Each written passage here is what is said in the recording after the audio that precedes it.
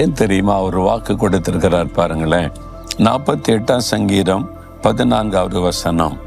இந்த தேவன் என்றென்றைக்கும் உள்ள சதா காலங்களில் நம்முடைய தேவன், மரண பரியந்தம் நம்மை நடத்துவார். இந்த தேவன் எப்படிப்பட்டவரா? சதா காலமும் நம்முடைய தேவன். எல்லா இக்கட்டு காலத்துல, சந்தோஷமான காலத்துல, நெருக்கத்தின் காலத்துல, எல்லா காலத்திலும் அவர் நம்முடைய தேவன். மரண பரியந்தம் நம்மை நடத்துவார். அவர் நம்முடைய தேவனாய் இருப்பது நமக்கு எவ்வளவு பெரிய பாக்கியம் இல்லை? உன் கடவுள் யாரியா அப்படின்னு கேட்டா, வானத்தை பூமியை உண்டாக்கினவர், அண்ட சராசரங்களை சிருஷ்டித்து ஆளுகை செய்கிறவர், மரணத்தை ஜெயித்தவர், பிசாசை ஜெயித்தவர். அவர் என் கூட இருக்கிறான்னு சொல்லும் போது எவ்வளவு பெரிய சந்தோஷம் இல்லை? அப்படி சொல்லணும். அவர் என்னுடைய தேவன். அவர் கற்பனையின் தெய்வம் அல்ல, மனிதனால் உருவாக்கப்பட்டவர் அல்ல, மரித்து போன ஒரு மனிதன் அல்ல, மரித்தும் உயிரோடு இருக்கிறவர், சதா காலங்களிலும் ஜீவித்திருக்கிறவர் என் ஆண்டவர் அப்படின்னு சொல்லும் போது ஒரு பெரிய சந்தோஷம் உள்ளத்திலே வரும். அது மாத்திரம் அல்ல, மரண பரியந்தம் அவர் நம்மை நடத்துவார். அதான் அவருடைய வாக்கு தத்தம். பாருங்களேன், திருமணத்தில் மணவாளனும் மணவாட்டியும் திருமண ஆராதனையில் ஒரு ஒப்பந்தம் உடன்படிக்கை பண்ணுவாங்க.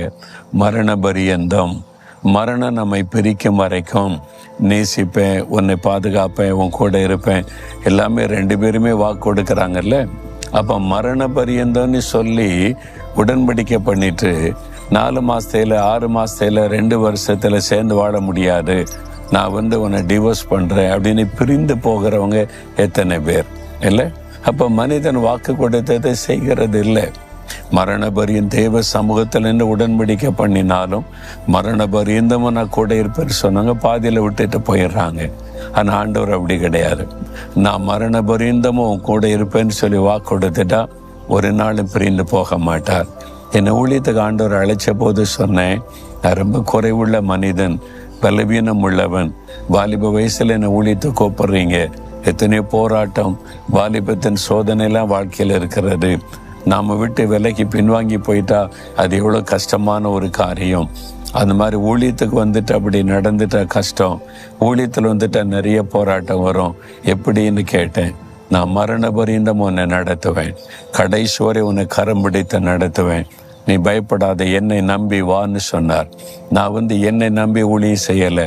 அவருடைய வாக்கு தத்தம். மரண பரியந்த நடத்துவேன்னு சொன்னார். அவருடைய கையில் ஒப்பு கொடுத்தேன். இதுவரைக்கும் இந்த 50 வருஷ கால ஊழிய பயணத்தில் எத்தனையோ போராட்டம், நெருக்கங்கள், சில வீழ்ச்சிகள், குறைபாடுகள் எல்லாம் வந்தது. ஆனால் ஆண்டவர் என்னை விடலை.